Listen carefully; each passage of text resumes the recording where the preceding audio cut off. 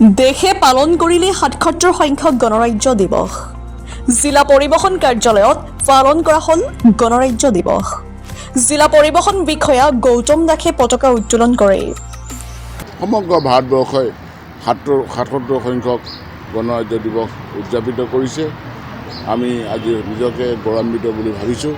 আজি ভাৰতবৰ্ষই সম্পূৰ্ণ স্বাধীনতা লাভ কৰাৰ আজি ৭৭ সংখ্যক গণৰাজ্য দিৱসত ভৰি দিছেই।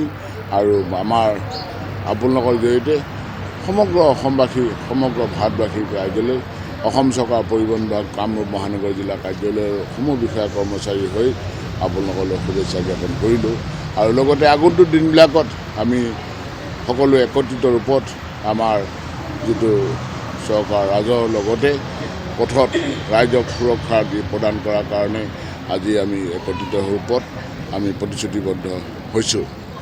মই সকলোকে অনুৰোধ জনাইছোঁ, আগন্তুক দিনবিলাকত আগৰ বছৰৰ তুলনাত সকলো একত্ৰিতভাৱে আৰু সজাগ হোৱাৰ পাছত আমি পথ দুৰ্ঘটনা মৃত্যুৰ সংখ্যা হ্ৰাস কৰাৰ কাৰণে যি প্ৰচেষ্টা চলাইছিলোঁ সফল হোৱাৰ পৰিগণিত হৈছে।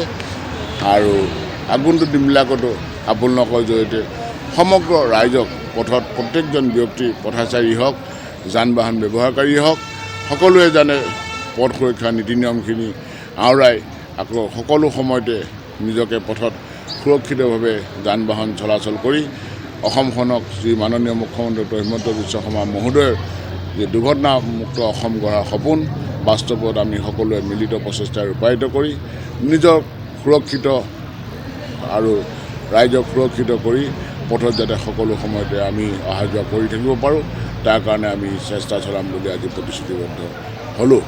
গতিকে আমি আশা ৰাখিছোঁ আমাৰ সমগ্ৰ অসমবাসীয়ে আজি নিজকে সুৰক্ষিত বুলি স্বাধীনচিতীয়াভাৱে পথত চলাচল কৰিব পাৰিব। ধন্যবাদ।